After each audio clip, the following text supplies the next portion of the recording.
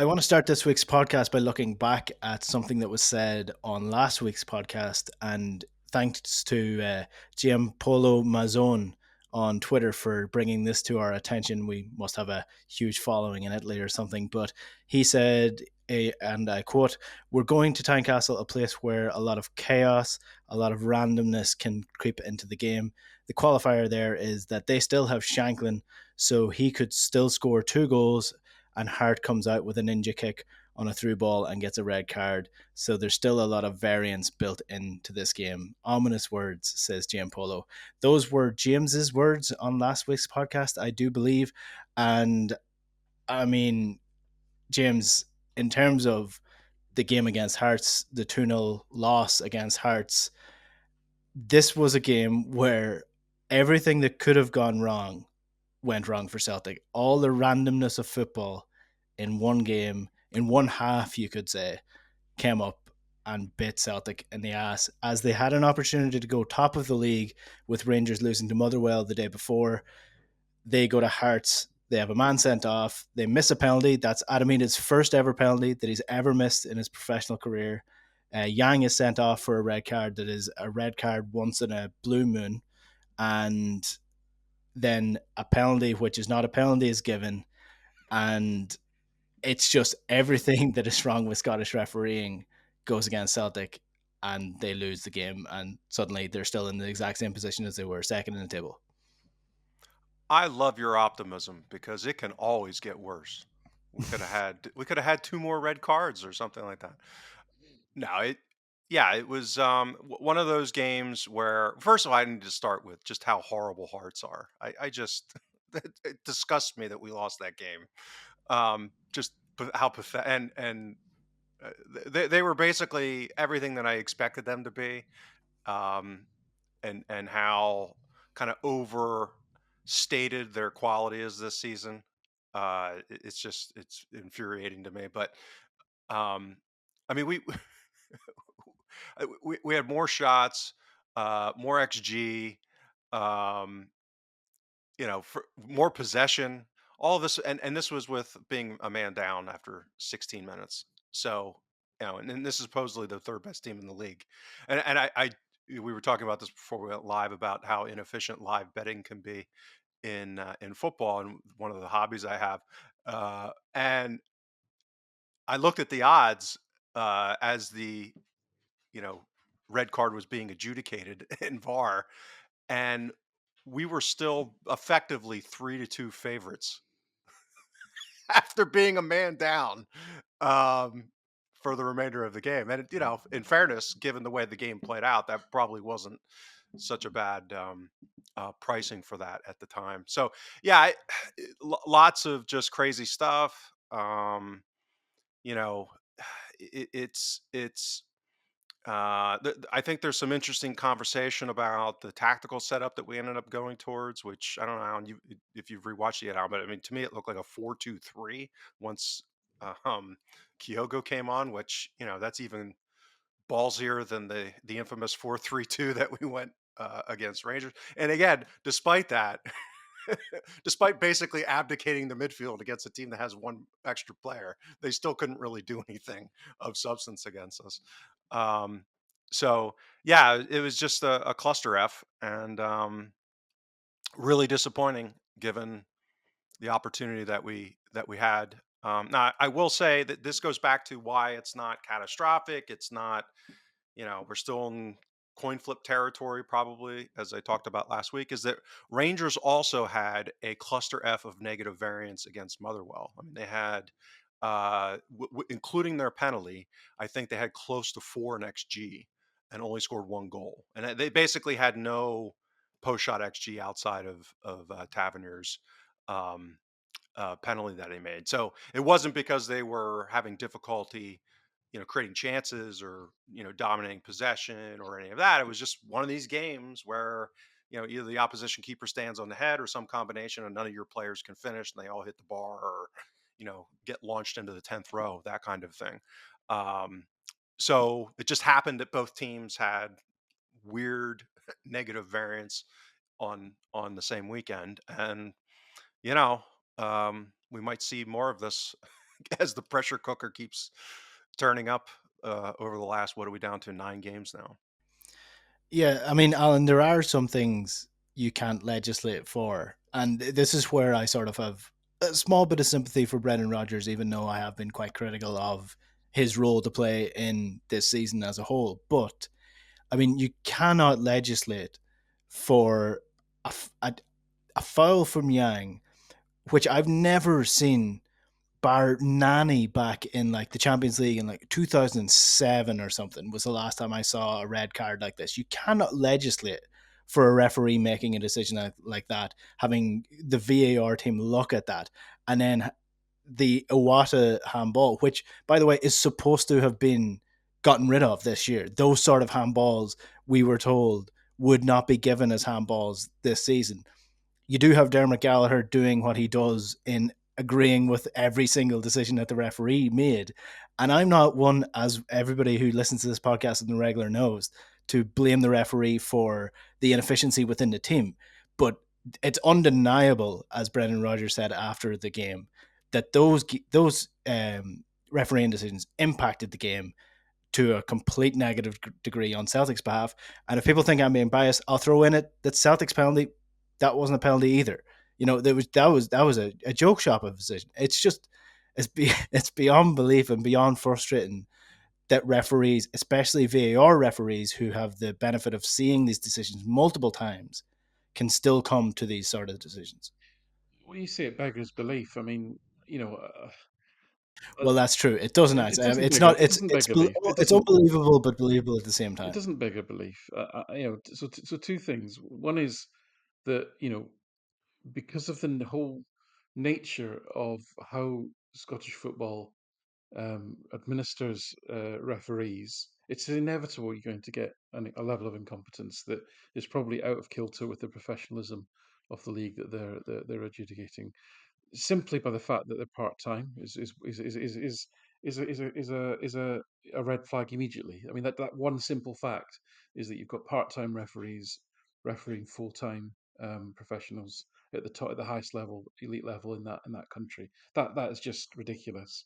And then you get into the analysis that I've done over multiple years of data, which shows that there are patterns to the decision making, and those patterns tend to favour whatever club is playing out of Ibrox.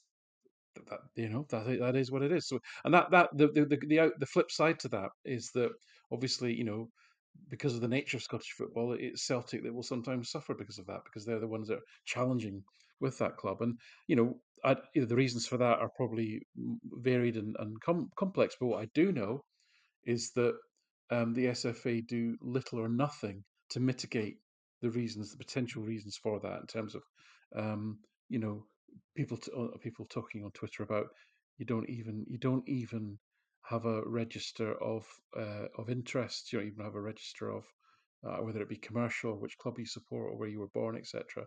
I mean, that's just, to me, that is the minimum level of a minimum control any professional sport would have over its officialdom. It's just a basic thing, and the Scottish football are determined. I mean, not they're just determined not to have that. So again, but that all speaks to the culture that we're dealing with here, which is not one of transparency and openness, right? So here we are. We kind of knew that this was. We laugh and joke about it and talk about in sort of slightly oblique terms about variance and what have you. So some of it's just shitty bad luck, right? And in some respects, you have if you have all your shitty bad luck in one game, that's probably better than it being spread over over 10 games, maybe. You lose one match kind of thing. But it isn't surprising. I mean, because of the nature of the people concerned, and the fact that previous performance, right? So there was two chances given, like you say, to massively impact the game. Now, I agree with you on the Yang one, for example. My reading of the Yang, and again, I've not asked my expert yet, but my reading of the Yang one is that Yang actually was clever, i.e., he initiated the contact by putting his leg across and then forcing Cochrane to flip over. Now, I think a VAR would pick that up. I would have thought a VAR would pick that up, that subtlety, and therefore I was very surprised that that was given. The The Yang sending off, again, my understanding of the different incidents I've seen is that had Yang, you know, forward motion with his foot into the guy's face, you could say, well, yeah, you can't really do that. That's kind of beyond reckless. That's actually highly dangerous.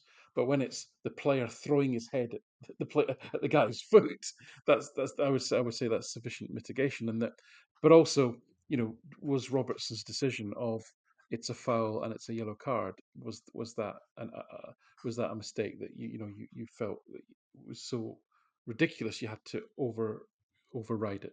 No, clearly not. And then the penalty, like you say, was very redolent of the Bernabeu one last year, where the ball the guy's not even looking and it hits him behind him, and he has no idea, no clue what's going on. And like you say, I thought we'd kind of moved on from that, but it is frustrating because after the sending off, there was growing frustration within the Hearts crowd because they were moving the ball so slowly. They were utterly apart from one chance that they created down the right hand side, that Shankland, it was actually Scales got a good block in. That was literally the only chance in the first half that they created of any note up to the penalty. The frustration levels were growing in the crowd. It looked equally as likely that Celtic would break and score. And then, another opportunity is presented by that ludicrous handball decision. And then once the home team gets the lead and 10 men, that's a very different scenario in terms of your ability to you've got to take more risks. Rogers threw Kyogo into the play. And then again, even the second goal, I mean, the guy falls over. It actually literally slips, and the ball ends up perfectly at the feet of Shankland. It's a terrific finish by Shankland, absolutely terrific finish. But again, and I completely agree with James. Right, I've seen Naismith linked with such and such, and BBC headlines. Hearts are back with a bang, etc. It's like, they've won a game and they've drawn a game against their rivals in midweek, both basically because of refereeing decisions.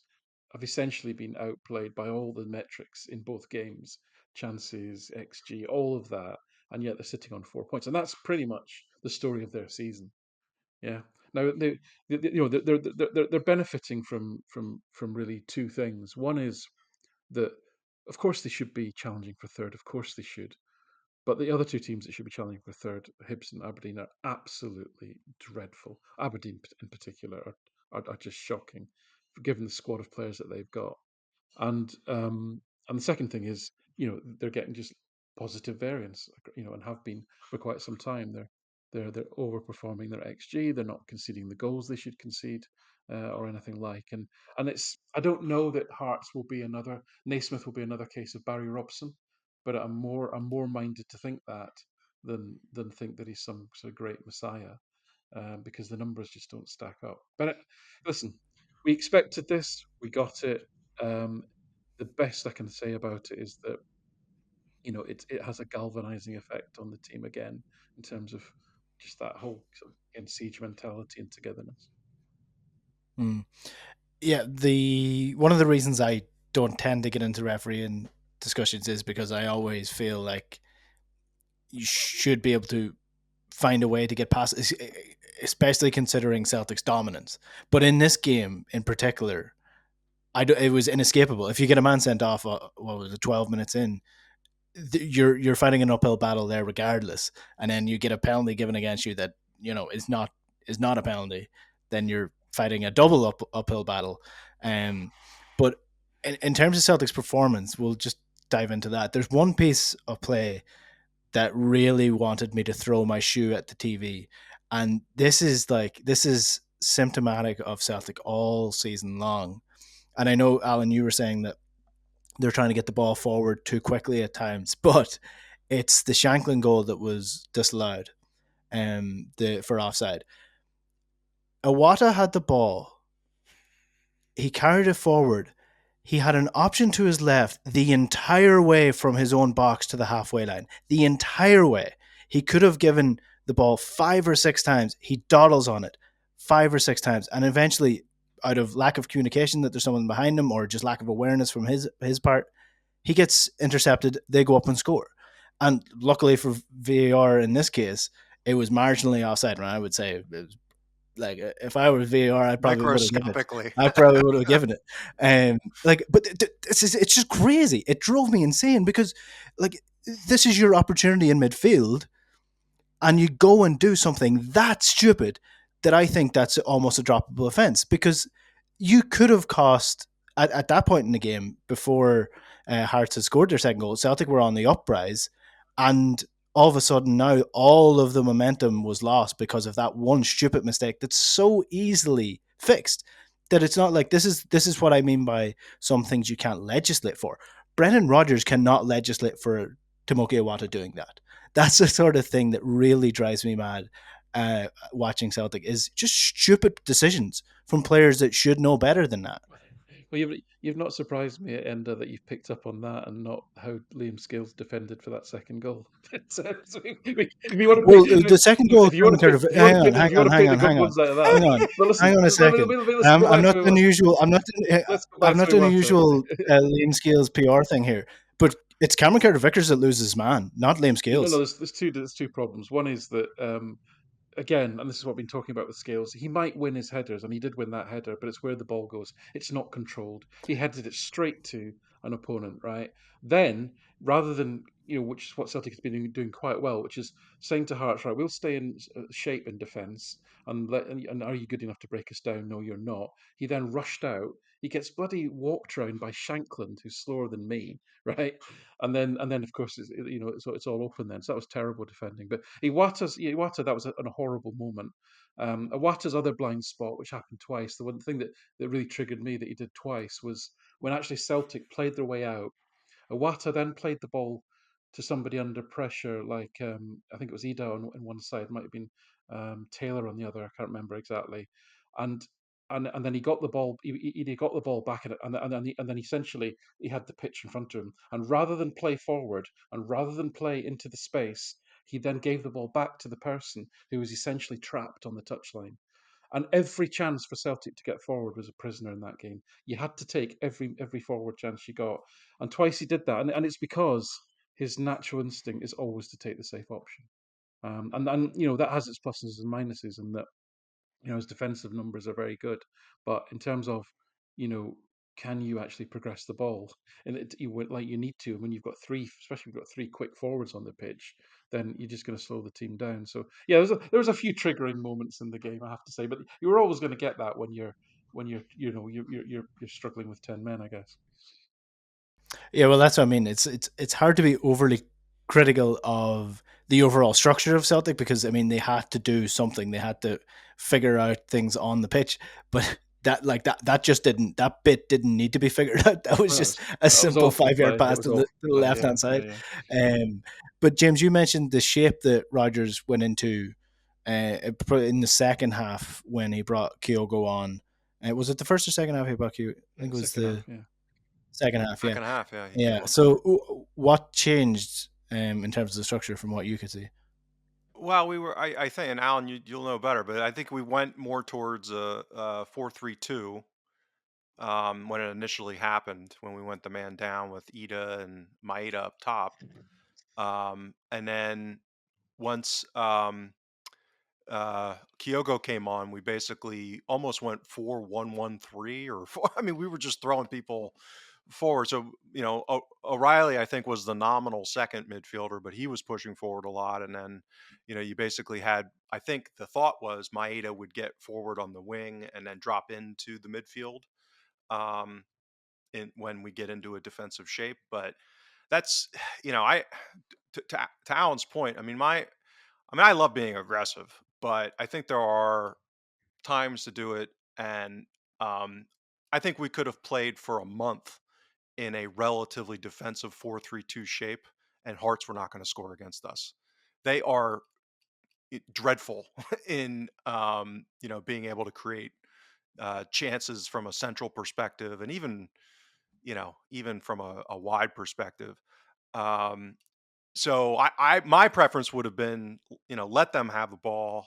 We're down a man, and with the players that we have, hit them on the counter because again, they do not have the people. They had their best center back out. They were sticking with three at the back, so there were plenty of channels to hit in half space. And we saw that. I mean, we did on a relative basis. We were breaking against them, and that was out without really sucking them in. Um, I mean, we were pressing them down a man when they had the ball, and they were having to go long at times, even though they were down a man.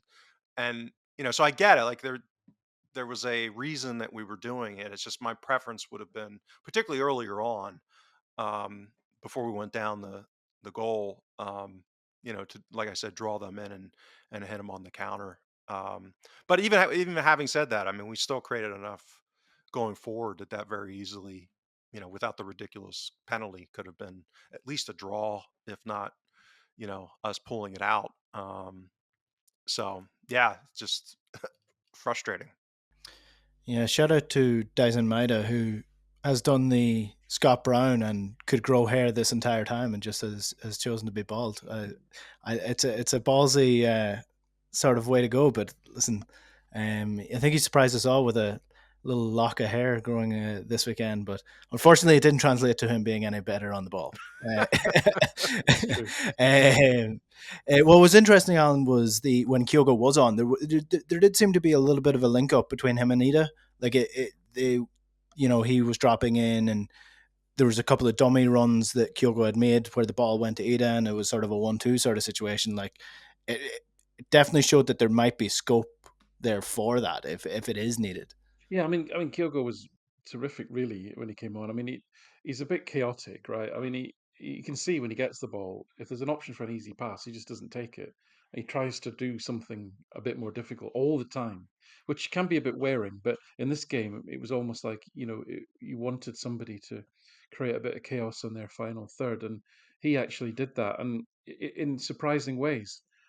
How often have we seen Kyogo doing Maradona turns and driving at the team from the halfway line and running past three or four guys. But it's not something we've really seen from trying shots from outside the box and so forth. So he was trying to do something. He was trying to change the game. To be fair to him, so yeah, he was kind of a bit of a breath of fresh air. But it did really mean that you had three players out of eight, three players out of nine, sorry, outfield players, then that really weren't, other than if you got the ball to them in the box, weren't going to take a lot of part in the game because Maida, if you give him the ball wide left, what's going to happen? I mean, really, you have to get him behind the defense, and then he's either got a one-touch finish or a one-touch cross. Otherwise, he's just going to recycle the ball. In fact, there was another horrendous moment when he got the ball late in the game, and he was up against the last defender, and he turned back and he passed it back and he gave it away, and Daniel Kelly was left with a 2-on-2 and had to bring the guy down and take a yellow card. I mean, it's just like, what you do? Why are you doing that? It's just trust your pace. Just not the if anything, just not the ball and just run after it. I mean, you're good at that, right? So yeah, that was tricky. But I mean, I have to say, I thought Ida was actually, I mean, a toss up between him and O'Reilly probably, but Ida was probably my man of the match. I mean, he had the highest kind of packing score and the highest expected scoring contribution score of the game. There, the penalty kind of obviously influences that. Matt O'Reilly set up 5 chances, but I just thought Ida's hold up play was excellent, and he was always available. And there were those moments where he was getting ridiculous balls punted at him, and he was getting something on it and actually controlling it, bringing it down, and then bringing the next person into play. And I thought that was really impressive. He's a real. He reminds me a bit of when, as I say, when Rogers brought in Ollie Burke and Timo Weah, and that they were kind of all round forwards. You couldn't say they're not target men, they're not poachers, they're not out and out wingers, but they're kind of a hybrid of all of those things. And Rogers obviously likes that multifunctional kind of forward, which, to be fair, Kyogo isn't. So I thought he was dead impressive in that sense. And him and Kyogo, like you say, in a half, Kyogo's numbers were pretty impressive. Both passing actually is, getting the ball forward and running with the ball and creating danger in the box. So I don't know. I'm not convinced it's the way forward in terms of, you know, a four, an out and out two, unless we do this sort of narrow kind of diamond thing that we've talked about. But I suspect that ship has long sailed. So yeah, that was okay. I guess what I will do feel obliged to say is, in terms of, James is right. The XG numbers, the chances that Celtic created. But a lot of that was game state. I mean, when the game went to 2-0, they effectively stopped playing, right? They literally stopped attacking. And therefore, and a lot of Celtic's chances came after the score was already 2-0. And, so we did kind of pad out the XG a little bit because of game state. I think that's only fair to say. The more encouragement I take is the fact that between the 16th and the 43rd minute, before Beaton intervened, they were getting more and more frustrated, and the crowd was getting more and more restless. And actually, I could have seen us winning the game had it not been an intervention. Mm. I realize this is a sort of a very broad question for the show, but given the context of the red card, the penalty, and everything that came with the actual game state with the refereeing, was this a good performance? Like that's as broad as a word as I could possibly use, but I, I didn't necessarily think it was a horrendous performance from Celtic given the circumstances. Like it's impossible to know because we were a man down, but I feel like with the full selection, we probably would have came out with a win in this game if we had played the way we did. So, James, have you got an Uh, answer? Go on, James, you go first. yeah, I was just gonna say, all things considered, yes. I mean, I playing a man down for, um, you know, what was ended up being 85, 90 minutes, all in with the extra time in the first and the second half, and basically making it look like two teams at relative parity, all in. Not looking like a team who's being dominated and overwhelmed when you have a man down. And the effort was there. I mean, I agree with Alan. I mean, Ida put in a shift, man. I mean, he was all over the place. And I think generally speaking, all the players were like that. I mean, it was an incredible effort given the circumstances. But again, I go back to the same kind of, what lesson do we take from this? Which is, I think it's dangerous to draw lessons, not only because of the situation, the craziness of the game, but also again how bad Hearts have been defensively, just generally, and that again Kyogo and Ida linking up, us basically abdicating the midfield and not being punished for it. I think a lot of that has to do with Hearts and how they set up and how they play.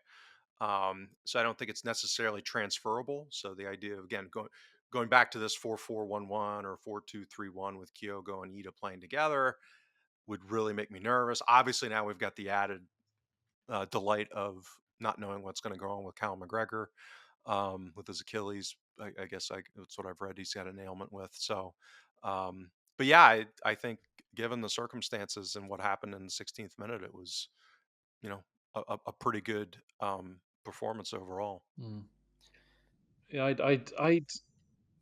I'd be a bit more cautious on that. And what if you look at the performance metrics, sort of player by player, what struck me was that the players, the let's call it the big players. So Johnson, Carter, Vickers, O'Reilly, Kyogo, and Ida all had pretty better than good games, but or in some cases outstanding. And if Celtic are going to win this league, the others have got to step up, right? You can't, you know, we're already over reliant, have been over reliant on, for example, O'Reilly and McGregor for far too long, 90 minutes every game. McGregor is now broken down. Um, Carter Vickers, we've been crying out for him to come back into the defence because he makes such a difference. Johnson's come back into his form of last year, but it's your Scales, your Taylors, your Wattas, Bernardos, Maidas, they're going to have to step up. They're going to have to find a way to contribute to that level, at least some of the games, even if it's tag team, right? They've got to do that. The sort of less stellar players, if I can put it that way, because it really was what I would call the big hitters in the team that stepped up and dealt with it on Sunday, and the other ones kind of were a bit of a mixed bag with some horrendous moments that we've talked about thrown in, and it can't be that for this run in. It's going to need more than that from the not from the bit part players. These are all regular performers, but I think you know what I mean. Yeah. Someday we'll have more than Four. four players I that know. play well I in the know. same I game. know. Well, and Someday. Not this I'm season. actually Maybe I'm actually in next. full agreement with Alan said there. I'm kind of resigned to the fact we're not going to get that from most of those people because I don't think they're very good in what they're being asked to do, generally speaking. So yeah, I just my view was more of grading on a curve. I mean, these are the people we have. They're probably going to keep playing at a similar rate given the way we're playing. And given that we were a man down, I thought generally within that context, it was pretty good. But yeah, I agree with Alan. I mean, for us to tilt the odds as far as getting to the ultimate goal here, we're going to need one or more of those guys to step up, and or Hatate comes back, McGregor's hopefully not out for any significant period of time and able to play at a level. I mean, and that continues to be a concern with Carter Vickers. He's playing. Is he actually fit? Right. So we don't know. Our guys doing things like taking injections to deal with pain, and that has its own, um, you know, deleterious effect on what level of play they can operate at, even if they're kind of gutting through it. So, um, you know, so yeah, I generally actually agree with Alan. Yeah, I mean, we spoke about this before, but I guess the issue I have is that when the, let's say, the lesser players on the team do play well, there always seems to be like it seemed to be a situation where Cameron Carter Vickers either wasn't playing or didn't play well, or Matt O'Reilly was playing poorly while Cal McGregor was playing well, while Awada had a good game, and it never really linked up. I just want more than four players. I don't care who they are to play better, to play good, all in the one game. But hopefully that'll happen at some point. We do want to talk about something else as well today. Seems to be that Liel Abada is going to leave Celtic. We spoke about the reasonings behind it as a whole on a previous podcast. If you want to go and get that, you can see it in on our YouTube page. But it looks like he's heading out the door to the MLS. Charlotte FC seems to be his destination, and £10 million all in seems to be the fee agreed if you take in everything in terms of add-ons and stuff like that. So he came in a couple of years ago for about 3.5 million, Alan, and I know there were different circumstances with Jeremy Frimpong's contract, but if you tell me that we're getting the same amount of money for Liel Abada as we did for Jeremy Frimpong, not only does that make me more angry that we undersold ourselves with Jeremy Frimpong, but it does tell me we're getting a pretty decent fee here for Liel Abada. Good return, by 3.5 times the amount of money you spend on him. It's a no brainer at this point, given his circumstances. Yeah, that old bank balance. I mean, they're probably running it at digits for the software in terms of displaying the balance. Y2K all over again. Yeah. Listen, we talked about this last week. It's the best possible outcome for all parties to this very sorry tale, and I don't think I've got anything else to say about it really. Sorry. James? Yeah. I think the only thing I'll add, and it doesn't necessarily have anything to do with Abada's situation specifically, but um, I think the idea of getting into a systematic player trading model, and hindsight's 2020, obviously, um, but the idea of proactively being disciplined about the player arc and the timeline of when to sell players. So I talked about it heading into last summer and saying that, list the players who reasonably, given their timeline at Celtic, should be in the pipeline potentially for sale. The obvious ones were Jota, Hatate, Abada, and O'Reilly. And we sold a Jota, but it wasn't because of some proactive um, you know, strategic player trading model. It was some lunatic Saudi that wanted to hand us over 25 million. So yeah, could we have gotten more for him over the summer? Who knows? I think but this also speaks to the degree with which quote unquote data, trademark data, um, can create inefficiencies where if clubs aren't sophisticated in how they're deploying data through analytics. They can overpay for guys that are, and I'm not saying they're doing this in the cases of Bot. I said last week that part of the reason why I was so interested in about analyzing his season this season with Celtic was how much of his performance was a derivative of Ange Ball versus how much of it was, kind of idiosyncratic to him and his development arc and that kind of thing. So we never really got any answers to that. And so he, if you just look at his quote unquote data profile and, your Charlotte FC, and I don't know anything about them other than who the owner is. So I don't know if they do data analysis and that kind of stuff. But, I could see uh, clubs that deploy that kind of approach looking at his data profile and say, "Hey, this guy is brilliant. This is a steal because he's what he's being." I read what they're using what they call young designated player, which is outside the salary cap parameters in MLS. So, like, Messi's obviously totally different, but Messi's a designated player. Some of the big name players that come over from other leagues on big money. Giacomakis was a designated player, I think. So they tend to be, higher paid and larger transfer fee, and that's, so I get it. I wouldn't have been comfortable in that price range yet until I saw more evidence that it's, more about Abada than it was about Ange Ball. Mhm. And we've talked about how quixotic he is, how he's got this very weird kind of profile. So, I'll be kind of tracking him just out of that morbid curiosity of, um, my attribution model that I've built. Um, not that I want to be watching Charlotte FC for any purpose, any other reason, but so yeah, I think it'll be interesting. Right now, I would say I'm content with the amount that we got for him, as opposed to when we sold Frimpong, when everyone was saying, good business, and I had my hair lit on fire saying this is horrible. Yeah, about the one the Bundesliga is Jeremy Frimpong. I think he has like 13 assists or something now, 10 and goals like and 10 assists he's 11 got. goals Yeah. or something. Yeah, Both their wing he's backs absolutely flying. yeah. Yeah. Well, yeah, that Yep, I think yep. Celtic do have a resale, Sell on. sell on, etc. So on that one, so there may yet be a bounty on that one.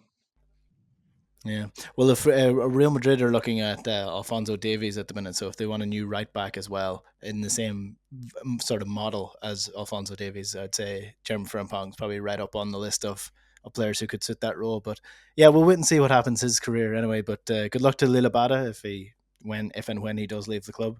Um, Obviously circumstances way outside of his control that uh, caused it all. So best luck to him. We're going to finish the show by looking ahead to the game this weekend, which is a cup game against Livingston. Livingston, obviously, their luck has run out, you would say, in the SPFL.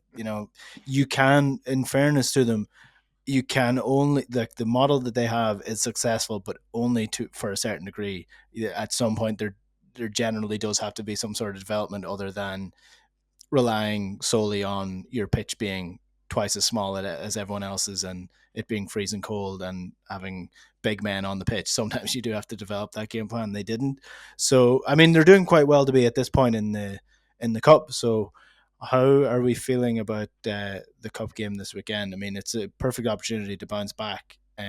Best team you could possibly ask for in terms of sort of getting momentum back into the team. Possibly, it's kind of a free hit for them. They've got absolutely nothing to lose here. So listen, listen, their underlying numbers are not as horrific as their league position. It could just as easily be Dundee at the bottom of the league, frankly, as it could be Livingston, really. Um, but what I think, personally, my own view is that what's hurting them is that rather than understanding that the data and perhaps actually just holding their nerve and continuing to do whatever it was that they were doing, he's now, if you look at it every week, the formation changes and the personnel's changing, and he's doing that classic thing of, you know, we weren't necessarily shit, but we're getting terrible results. If you just stuck at it, the results may well have changed. The underlying data would have suggested that. But if you continually change the lineup and you continually change the formation, guess what? It becomes a self fulfilling prophecy, and actually you do start to lose games, and you do start to look like a bit of a bedraggled team. I mean, they're on a horrendous run, I think, at the moment. I'm just sort of looking at their numbers. I mean, they beat St Mirren at home, sort of a couple of weeks ago, but that was their first win in the league since 7th of October. So I mean, that's just a horrendous run, and they're starting to ship goals. I mean, they shipped three to Ross County, three to Motherwell, two to Ross County, four to Dundee, another three to Motherwell, etc. So they're starting to, as I say, get bad results on top of bad performances. And as I say, I do, a bit of me does think that they should just have held the nerve and believed in themselves a little bit. And that's very easy to say, but they've really shuffled the pack, and they've started to really, I think the last nine league games, right? They've made 33 lineup changes. Okay, so that's just not good, and I don't think that's helping them. Yeah, Yeah, generally, if you're sorry, James, I was just going to say if you're, it gets to a certain point where managers will start to search for the answer, and sometimes the answer is, well, what made you so successful in the last couple of years? Just keep doing that. But when you're under pressure, it's a different story altogether. It's easy to say stick at it, but if there's board pressure saying you need to change something, then that's probably where it's coming from. yeah. If Martindale's flailing about, I mean, I guess that would probably be, yeah. This should be a slam dunk kind of a game, given all that's going on heading into it. But and we should be up for it, one would think, particularly coming off of that game. Um, but if someone's in a kind of a chaotic mess, uh, and grasping at solution, there's always the possibility that um, he rolls the dice and something comes up aces. So last time it was almost laughable. They went with like a back six, flat back six, and were trying to defend the wide areas against us. Which again, given all the things that we've talked about the entire season, it's like thank you, Yeah, yes, like yeah. We'll thank you for gifting this game to us. yeah That was like the worst thing you could we'll do. just use our better players. Um, Yeah, right? Yeah. I mean, it just nuts. But so if he lines up bunker, if he plays like Craig Levine, basically would be my fear, and goes for a nil-nil extra time type of situation. But again, that's I suspect that's unlikely given the state that they're in and how kind of chaotic he's been, and so one would think, because what I don't want to see, because the one thing Livingston is relatively adept at doing is defending um, deep when they're organized and high crosses, right? So if our game plan devolves into whipping high crosses into Ida against Livingston, that's the recipe that's going to get me not only a little anxious, but quite annoyed. Um, so again, if I was Martindale, that's what I would want to try to have it devolve into. He hasn't shown that, um, so hopefully he doesn't figure it out. Well, maybe this is a game, Alan, for the Kyogo in the pocket role where he's arriving late to crosses pulling back to him. The thing we saw like once and then never did again. yes. Well, it happened once against Hearts as well. O'Reilly found him with a ball, and he did get his toe on the end of one in the 6 yard box. But yeah, we don't see it enough, and we don't see enough with him in control. That sort of essentially tapping in the 6 yard box, the sort of that's his speciality. But yeah, that's the best way to get the best out of him. I mean, I do think if Celtic are going to play a more mixed game, which means more direct on occasion, more early attempts at getting in behind, and are going to want to vary it with some early crosses and some deeper crosses and maybe some higher crosses, then clearly Ida's better suited to that game. I don't think Livingston are particularly.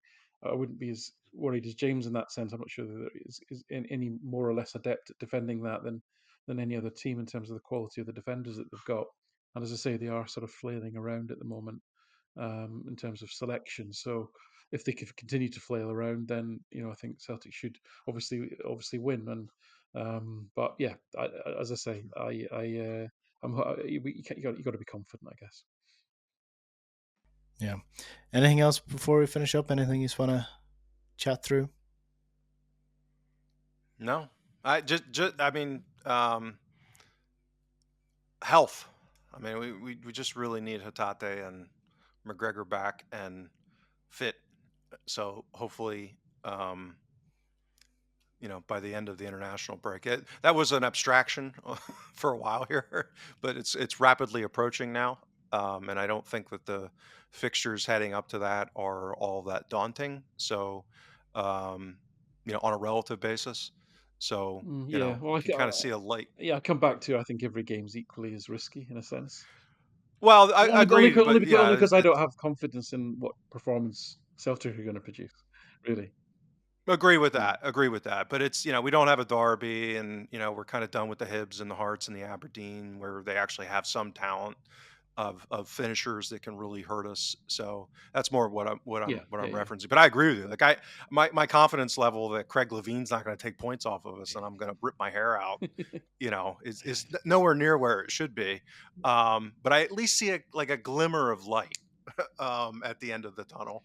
It could be a freight train, Well, like, but I'm I hoping think it's not. the relative injury situation is an interesting one because certainly you talked about negative variance at Ibrox on their game, but what I saw was a team just basically rolling dice. They were just throwing the ball continually into the box on the basis that eventually, because we've got probably slightly faster, slightly better players, one of them will put the ball in the net. But that's really all it was. It was literally just bombard the box with as many crosses as you possibly can and hope that something happens. But they in that game they had four defensive midfielders. That's how they started, with four defensive midfielders, and then one of the wingers, McCausland, had to go off after half an hour, and they brought on Fabio Silva, who's he's got some nice touches, but let's be kind and say it takes time to adjust to Scottish football sometimes. So if Cortez is out long term and Matundo's out long term, and the pace and penetration wide and Seema's out long term, that I think will have a huge impact on the title race. And if you're going to rely on Dessers to score the goals to get you over the line, you're going to have to create a lot of chances. So these I think those bits of variance on the injury front at the moment. I don't know what the long term prognosis for any of those players is, but that could be a really key factor. Do you know how in like F1 you're allowed to upgrade your car as the season goes on, but you can only do it in very specific ways?